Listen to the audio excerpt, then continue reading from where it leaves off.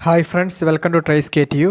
അപ്പോൾ നമ്മൾ ഇന്ന് ഡിസ്കസ് ചെയ്യുന്നത് എന്താ, ലീനിയർ ഓൾജിബ്ര ആൻഡ് കോംപ്ലക്സ് അനാലിസിസിലെ കുറച്ച് ഇമ്പോർട്ടൻ്റ് ആയിട്ടുള്ള ടോപ്പിക്സ് ആണ്. ഓക്കെ, ഇമ്പോർട്ടൻറ്റ് ടോപ്പിക്സ് എന്ന് പറയുമ്പോൾ പാർട്ട് എ ഉണ്ട്. ഓക്കെ, പാർട്ട് എയിൽ നമ്മൾ എന്താ മൊഡ്യൂൾ 1ഉം മൊഡ്യൂൾ 2 ആണ് പഠിക്കുന്നത്. അതുപോലെ 8 മാർക്ക് 8x7 മാർക്കിൻ്റെ ക്വസ്റ്റ്യൻ ആയിരിക്കും നമുക്ക് ഈ മൊഡ്യൂളിൽ വരുന്നത്. ഓക്കെ, അപ്പോൾ ഫസ്റ്റ് നമ്മൾ നോക്കാം, മൊഡ്യൂൾ 1 നോക്കാം. മൊഡ്യൂൾ 1ലെ ഏതൊക്കെ ഇമ്പോർട്ടൻറ്റ് ടോപ്പിക്സ് എന്ന് നോക്കാം. മൊഡ്യൂൾ 1നകത്ത് നമ്മൾ മൊഡ്യൂൾ 1 ആൻഡ് മൊഡ്യൂൾ 2 എടുക്കുകയാണെങ്കിൽ ഫസ്റ്റ് നമുക്ക് മൊഡ്യൂൾ 1 നോക്കാം. അപ്പോൾ അതിനകത്ത് വരുമ്പോഴത്തേക്ക് ഫസ്റ്റ് ടോപ്പിക്ക്, അതായത് ഇമ്പോർട്ടൻ്റ് ആയിട്ടുള്ള ഫസ്റ്റ് ടോപ്പിക്ക് ഹാർമോണിക് കോഞ്ചുഗേറ്റ് ആണ്. ഓക്കെ, ഹാർമോണിക് കോഞ്ചുഗേറ്റ് കാണുന്ന ഒരു ക്വസ്റ്റ്യൻ എല്ലാ ക്വസ്റ്റ്യൻ പേപ്പറിലും അവൈലബിൾ ആണ്. അപ്പോൾ നിങ്ങൾ നോക്കിയാൽ അറിയാം ഹാർമോണിക് കോഞ്ചുഗേറ്റ്. പിന്നെ നമുക്ക് വരുന്നത് ഫങ്ഷൻ, അതായത് ഫങ്ഷൻ f(z) എന്ന് പറഞ്ഞ് തന്നിട്ട് അത് ഡിഫറൻഷ്യബിൾ ആണോ എന്ന് ചെക്ക് ചെയ്യാൻ പറയും. അതിൻ്റെ കൂടെ തന്നെ ഡെറിവേറ്റീവും കൂടെ അതിൻ്റെ കാണാൻ പറയും. ഫൈൻ ഡെറിവേറ്റീവ് എന്നും കൂടെ ചോദിക്കാറുണ്ട്. ഓക്കെ, അപ്പോൾ ഇത് ക്വസ്റ്റ്യൻ പേപ്പറിലൊക്കെ നിങ്ങൾ ചെക്ക് ചെയ്താൽ കാണാൻ പറ്റും. ഡെറിവേറ്റീവിൻ്റെ ഒരു ക്വസ്റ്റ്യനും ചോദിക്കുന്നുണ്ട്. പിന്നെ അടുത്തത് വരുന്നത് എന്താ, ലിമിറ്റിൻ്റെ ക്വസ്റ്റ്യനാണ്. ലിമിറ്റ് എക്സിസ്റ്റ് ചെയ്യുന്നുണ്ടോ, exist or not. Okay, exist or not ക്വസ്റ്റ്യനും ചോദിക്കുന്നുണ്ട്. പിന്നെ വരുന്നത് കുറച്ച് പ്രൂഫും കാര്യങ്ങളുമൊക്കെയാണ്. പ്രൂഫ് എന്ന് പറയുമ്പോൾ നിങ്ങൾക്ക് ഓൾറെഡി അറിയാം, കോഷീസ് റൈമാൻ ഇക്വേഷൻ്റെയൊക്കെ പ്രൂഫ് നമുക്ക് ചോദിക്കുന്നുണ്ട്. പിന്നെ അനലറ്റിക് ഫംഗ്ഷൻ്റേതും ചോദിക്കുന്നുണ്ട്. കുറച്ച് പ്രൂഫൊക്കെ വരുന്നുണ്ട്, അനലറ്റിക് ഫംഗ്ഷൻ്റെ ബേസ് ചെയ്തിട്ടുള്ളതും വരുന്നുണ്ട്.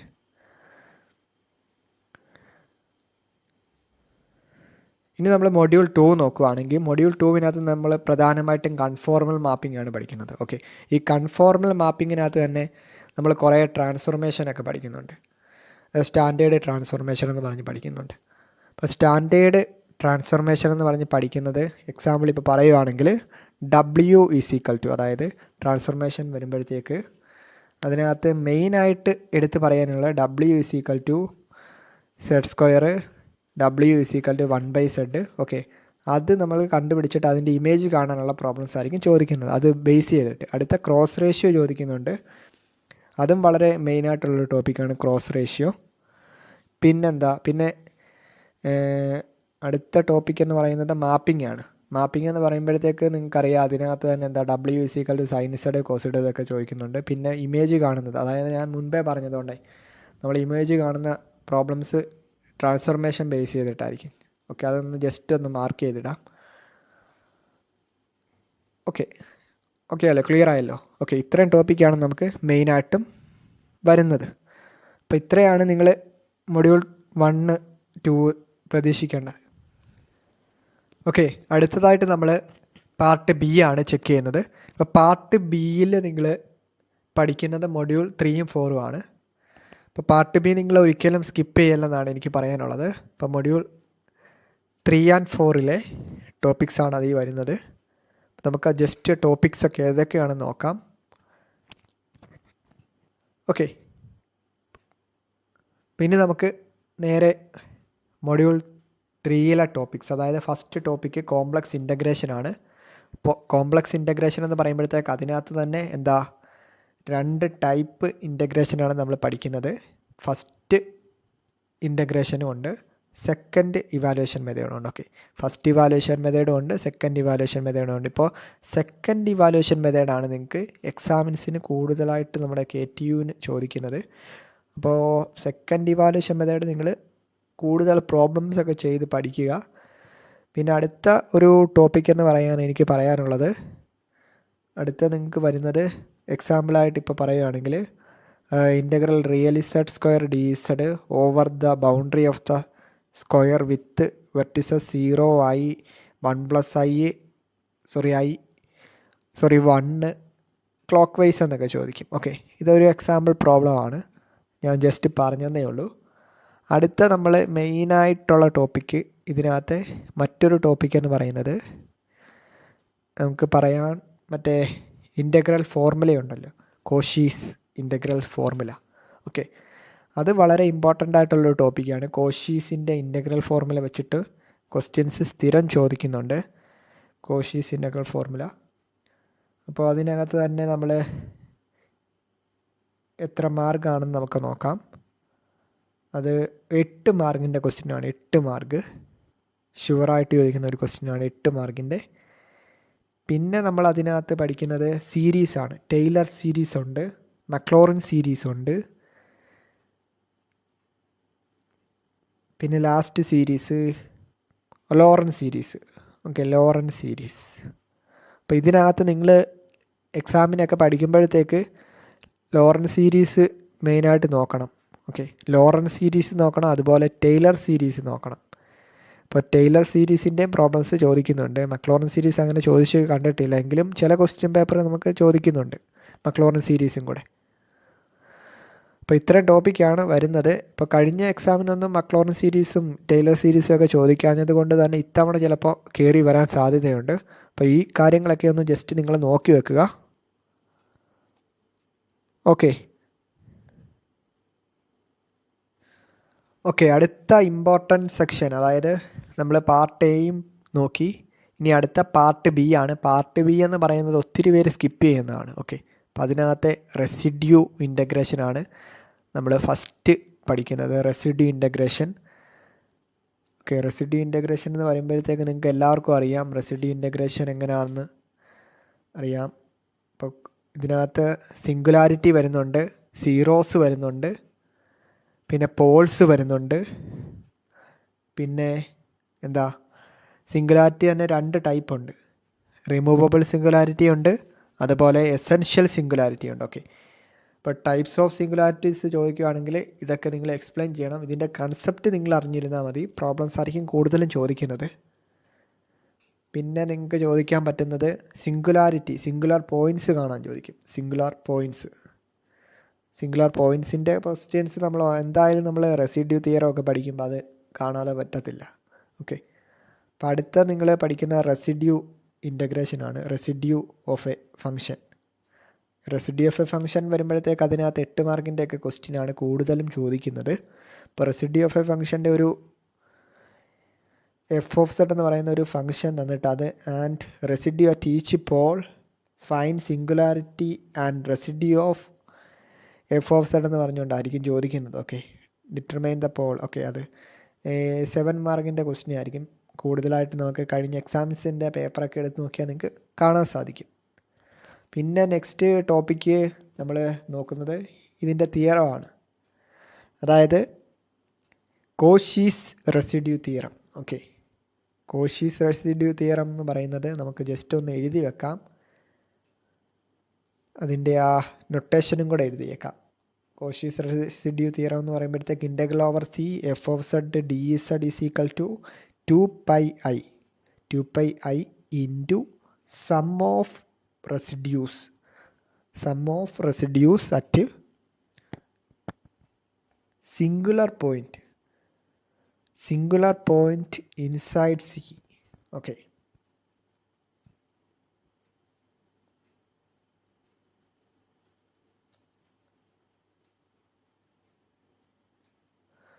ഇനി അടുത്തത് നമുക്ക് റെസിഡ്യൂ തിയറം വെച്ചിട്ട് ഒരു എക്സാമ്പിളൊക്കെ പറയുവാണെങ്കിൽ ഒരു ചെറിയൊരു എക്സാമ്പിൾ വരുന്നുണ്ട് അതിനകത്ത് തന്നെ. അത് വേണമെങ്കിൽ നമ്മൾ എക്സാമ്പിളായിട്ട് എഴുതിയാൽ using residue theorem integral over C Z square divided by Z minus 1 the whole square into Z plus 2 D Z over the circle mod Z is equal to 3 എന്ന് പറഞ്ഞുകൊണ്ട് ചോദിക്കാം. ഓക്കെ, എപ്പോഴും സർക്കിൾ ചോദിക്കണമെന്നില്ല, ഞാൻ ജസ്റ്റ് ഒരു example നിങ്ങളെ കാണിക്കാൻ വേണ്ടിയിട്ട് പറഞ്ഞതേ ഉള്ളൂ. ഇനി അടുത്ത നിങ്ങൾക്ക് വേറൊരു ടോപ്പിക് എന്ന് പറയുന്നത് ഇൻ്റഗ്രേഷൻ തന്നെയാണ്. ഇൻ്റഗ്രേഷൻ ടൈപ്സ് ഉണ്ടല്ലോ, 2 ടൈപ്സാണ് നമ്മൾ പഠിക്കുന്നത്. റെസിഡ്യൂ ഇൻ്റഗ്രേഷനിൽ തന്നെ റെസിഡ്യൂ ഇൻ്റഗ്രേഷൻ എന്ന് എഴുതാം. റെസിഡ്യൂ ഇൻ്റഗ്രേഷൻ അതിനകത്തെ first type integral 0 to 2π F of theta D theta, അതായത് കോസ് തീറ്റയുടെയും സൈൻ തീറ്റയുടെയും ടേംസിൽ വരുമ്പോഴത്തേക്കുള്ള ഇൻ്റഗ്രേഷനാണ്. പിന്നെ അടുത്തത് integral -∞ to ∞ F of X D X. Okay, അപ്പോൾ ഇങ്ങനെയും കുറച്ച് ഇൻ്റഗ്രേഷൻ നമ്മൾ പഠിക്കുന്നുണ്ട്. ഇപ്പോൾ നമ്മൾ പാർട്ട് ബിയിലെ ഇമ്പോർട്ടൻറ്റ് ടോപ്പിക്സ് ഒക്കെ പഠിച്ചു. ഇപ്പോൾ ഒരു ക്വസ്റ്റ്യൻ നോക്കാം. Determine the pole of F of Z is equal to Z square divided by Z minus 1 the whole square into Z plus 2 and residue at each pole. അപ്പോൾ first നമ്മൾ ഇവിടെ തന്നിരിക്കുന്ന ഫംഗ്ഷനെ എടുത്തെഴുതുവാണ്. അപ്പോൾ തന്നിരിക്കുന്ന ഫംഗ്ഷൻ എന്താ, F of Z is equal to Z square divided by Z minus 1 the whole square into Z plus 2. Okay, അതിനുശേഷം നമ്മൾ സിംഗുലാർ പോയിൻ്റ് ആണ് ഇവിടെ ഫസ്റ്റ് കണ്ടുപിടിക്കുന്നത്. സിംഗുലാർ പോയിൻ്റ് എന്ന് പറയുന്നത് നമ്മുടെ ഇവിടെ എന്താ, denominator equal to 0. Okay, denominator equal to 0. അപ്പോൾ Z minus 1 the whole square into Z plus 2 equal to 0 എന്ന് പറഞ്ഞ് കൊടുക്കുക. അതിനുശേഷം നമ്മൾ ഇസഡ് ഈസ് ഈക്വൽ ടു, ഇസഡിൻ്റെ വാല്യൂ ആണ് കണ്ടുപിടിക്കുന്നത്. അപ്പോൾ ഇസഡ് ഈസ് ഈക്വൽ ടു 1 എന്നും വന്നു, ഇസഡ് ഈസ് ഈക്വൽ ടു -2 എന്നും വന്നു. ഓക്കെ, അതിനുശേഷം നമ്മൾ ചെയ്യേണ്ടത്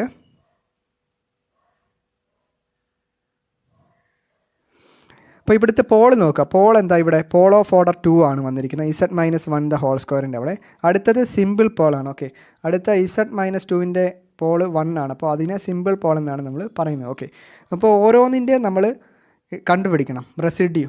ഓക്കെ, അപ്പോൾ ഇതിനെ simple Paul of order 1. Okay, ഇനി അടുത്തതായിട്ട് നമ്മൾ ചെയ്യുന്നത്, നെക്സ്റ്റ് നമ്മൾ എന്താ ചെയ്യുന്നതെന്ന് വെച്ച് കഴിഞ്ഞാൽ ആ പോള് കണ്ടുപിടിക്കണം. സിമ്പിൾ പോളിൻ്റെയാണ് നമ്മൾ കണ്ടുപിടിക്കുന്നത്, അതായത് സിമ്പിൾ പോളുള്ള റെസിഡ്യൂ ആണ് കണ്ടുപിടിക്കുന്നത്. അപ്പോൾ അതിൻ്റെ ഇക്വേഷൻ നമുക്കറിയാം. ആ ഇക്വേഷൻ നമുക്കൊന്ന് എഴുതി വെക്കാം. അപ്പോൾ ഫസ്റ്റ് അതൊന്ന് മാർക്ക് ചെയ്തതിന് ശേഷം നമുക്ക് എഴുതാം. അപ്പോൾ എന്താ അത് വരുന്നത്, simple pole Z is equal to -2. Okay, equation എങ്ങനെയാണ് വരുന്നത്, residue at Z is equal to -2 F of Z is equal to limit Z tends to -2 Z minus A ആണ്. ഓക്കെ, അപ്പോൾ ഇവിടെ വരുമ്പോഴത്തേക്ക് ഇസഡ് -2, അപ്പോൾ Z plus 2 into F of Z എന്താ ഇവിടെ, Z square divided by Z minus 1 the whole square into Z plus 2. Okay, അപ്പോൾ എന്താ ഇവിടെ ഇസഡ് പ്ലസ് 2 മുകളിലുണ്ട് താഴെയുണ്ട്. ഓക്കെ, അപ്പോൾ അത് കട്ട് ചെയ്ത് കളയാം. ഇനി നമ്മൾ എന്താ ലിമിറ്റ് നേരെ കൊടുക്കുകയാണ്. അപ്പോൾ ഇസഡിൻ്റെ സ്ഥാനത്തെല്ലാം നമ്മൾ -2 കൊടുക്കുമ്പോഴത്തേക്ക് നമുക്ക് എന്ത് വന്നു, നമ്മുടെ ആൻസർ എന്ന് പറയുന്നത് നമ്മൾ -2 അവിടെയൊക്കെ കൊടുക്കുകയാണ്. അപ്പോൾ നമുക്ക് answer -2 the whole square divided by -2 minus 1 the whole square, അപ്പോൾ 4/9. ഓക്കെ, അപ്പോൾ ഇത് സിമ്പിൾ പോളിലെയാണ് വന്നേക്കുന്നത്. ഇനി ഇതുപോലെ തന്നെ നമ്മൾ എന്താ പോൾ ഓഫ് ഓർഡർ 2 കാണണം. പോൾ ഓഫ് ഓർഡർ 2 എന്ന് പറയുമ്പോഴത്തേക്ക് പോൾ ഓഫ് ഓർഡർ m ആണ്. ഇപ്പോൾ പോൾ ഓഫ് ഓർഡർ എമ്മിൻ്റെ ഒരു ഇക്വേഷൻ ഉണ്ട്. ഇപ്പോൾ പോൾ ഓഫ് ഓർഡർ എമ്മിൻ്റെ നമുക്ക് നോക്കാം. Residue at Z is equal to 1. Okay, ഇതാണ്. Okay, Z is equal to 1. അപ്പോൾ ഇതിൻ്റെ ഒരു ഇക്വേഷൻ ഉണ്ട്. ഇതിൻ്റെ ഇക്വേഷൻ എങ്ങനെയാണ് വരുന്നത്, residue at z is equal to 1 f of z is equal to 1 by m minus 1 factorial ആണ്. m എന്ന് പറയുന്നത് ഇവിടെ 2 ആണ്. Okay, 2 minus 1 factorial into limit z tends to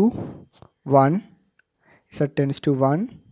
അടുത്തത് d raised to m minus 1 ആണ്. Okay, d raised to m minus 1 എന്ന് പറയുമ്പോൾ d raised to 2 minus 1 divided by dz raised to m minus 1. dz raised to m minus 1 എന്ന് പറയുമ്പോൾ എന്താ വരുന്നത്, അത് 2 അല്ലേ, എമ്മിൻ്റെ അവിടെ നമ്മൾ 2 കൊടുത്തു. ഓർഡറാണ് m. Okay, 2 minus 1. അതിർത്ത് എന്താ, z minus a raised to n എന്നാണ്. ഓക്കെ, അപ്പോൾ z minus 1 raised to m 2 ആണ്. Okay, into F of Z എന്താ, z square divided by z minus 1 the whole square into z plus 2. Okay, അപ്പോൾ ഇവിടെ എന്താ common ആയിട്ടുള്ള terms നമ്മൾ cut ചെയ്ത് കളഞ്ഞു. ഇനി എന്താ ഇവിടെ ചെയ്യുന്നത്, ഇവിടെ നമ്മൾ എന്താ ഡിഫറൻസിയേഷൻ ചെയ്യണം. Okay, D by D Z of Z square divided by Z plus 2 എന്നല്ല ഇവിടെ കാണിച്ചേക്കുന്നത്. ഓക്കെ, അപ്പോൾ അത് നമ്മൾ അതിൻ്റെ ഡെറിവേറ്റീവ് കണ്ടിട്ട് വേണം നമ്മൾ ലിമിറ്റ് കൊടുക്കാൻ. അപ്പോൾ നമുക്ക് ആദ്യം അതിൻ്റെ ഡെറിവേറ്റീവ് കാണാം. അപ്പോൾ D by D Z of Z square divided by Z plus 2. Okay, equal to, അപ്പോൾ എന്താ പറയുന്നത്, Z plus 2 into derivative of Z square എന്താ 2z minus Z square into Z plus 2ൻ്റെ ഡെറിവേറ്റീവ് 1 അല്ലേ, divided by Z plus 2 the whole square, അതായത് ഡിനോമിനേറ്ററിൻ്റെ square. Okay, അപ്പോൾ ഇനി നമ്മൾ ഇതിനെ ഒന്ന് അറേഞ്ച് ചെയ്ത് എഴുതുമ്പോഴത്തേക്ക് എങ്ങനെയാണ് വരുന്നത്? അടുത്ത സ്റ്റെപ്പിൽ 2z²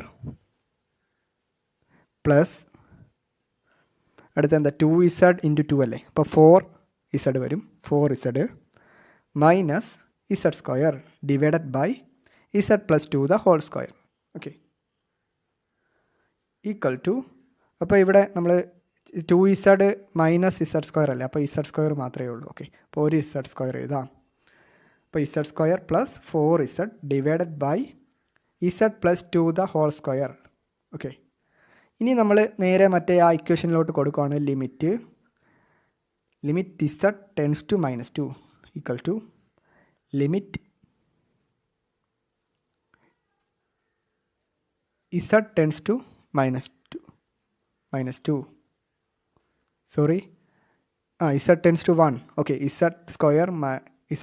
plus 4z divided by z plus 2 the whole square. Okay, നമ്മുടെ ഇവിടുത്തെ ലിമിറ്റ് 1 ആണ്. അപ്പോൾ 1 നമ്മൾ സബ്സ്റ്റിറ്റ്യൂട്ട് ചെയ്ത് കൊടുക്കുമ്പോഴത്തേക്ക് എന്താ വരുന്നത്? 5/9 എന്ന് പറഞ്ഞ ആൻസർ, 5/9. ഓക്കെ, അപ്പോൾ ഇതാണ് നമ്മുടെ റെസിഡ്യൂ എന്ന് പറയുന്നത്.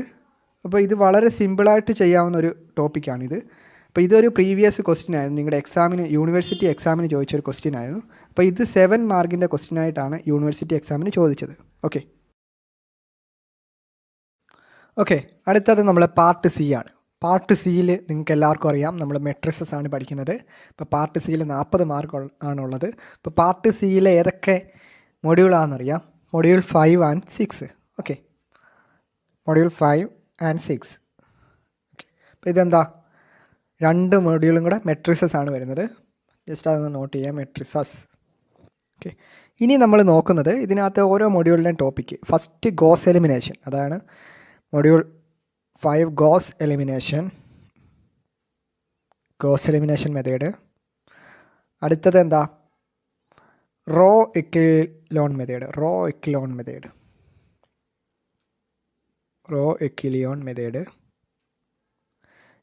ഫോം. പിന്നീട് നമ്മൾ പഠിക്കുന്നത് find the value of A comma B എന്ന് പറഞ്ഞു തരും. Find the value of A comma B, A and B. Okay, എന്നിട്ട് കണ്ടീഷൻ തരും, നോ സൊല്യൂഷൻ. പിന്നെന്താ, നോ സൊല്യൂഷൻ ഫസ്റ്റ് കണ്ടീഷൻ. അത് കഴിഞ്ഞിട്ട് എന്താ, യുണീക്ക് സൊല്യൂഷൻ. പിന്നെ തരും ഇൻഫിനിറ്റ്ലി മെനി സൊല്യൂഷൻ തരും. ഓക്കെ, അപ്പോൾ ഇങ്ങനത്തെ കുറച്ച് ക്വസ്റ്റ്യൻസ് നമ്മൾ ഇമ്പോർട്ടൻ്റ് ആണ് ഇതൊക്കെ. ഇനി അടുത്ത വരുന്നത് 3 വെക്ടർ തന്നിട്ട് ലീനിയർലി ഇൻഡിപെൻഡൻ്റ് ആണോ എന്ന് തെളിയിക്കാൻ. ലീനിയർലി ഇൻഡിപെൻഡൻറ്റ്, നമ്മുടെ വെക്ടർ ലീനിയർലി ഇൻഡിപെൻഡൻ്റ് ആണെന്ന് നമ്മൾ കണ്ടുപിടിക്കണം. പിന്നെ സിഗ്നേച്ചർ, പിന്നെന്താ ഫൈൻഡ് റാങ്ക്, ഇൻഡെക്സ് കാണാൻ ചോദിക്കും. പിന്നെന്താ സിഗ്നേച്ചർ ചോദിക്കാറുണ്ട്.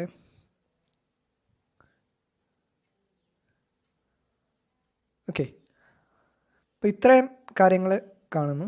സിഗ്നേച്ചർ ഓഫ് ക്വാഡ്രാറ്റിക് ഫോം എന്ന് ആയിരിക്കും ചോദിക്കുന്നത്. ക്വാഡ്രാറ്റിക് ഫോം തന്നിട്ടായിരിക്കും ഇതിൻ്റെ അകത്തുനിന്ന് നമ്മൾ സിഗ്നേച്ചറും റാങ്കും ഒക്കെ കാണാൻ ചോദിക്കുന്നത്. പിന്നെ അടുത്ത ഇത് വരുന്നതെന്ന് വെച്ച് കഴിഞ്ഞാൽ മെയിൻ ടോപ്പിക്ക് എന്താണെന്ന് വെച്ചാൽ eigen vector and eigen value ആണെന്ന്. ഓക്കെ, അതൊന്ന് ജസ്റ്റ് നോട്ട് ചെയ്ത് വെക്കാം.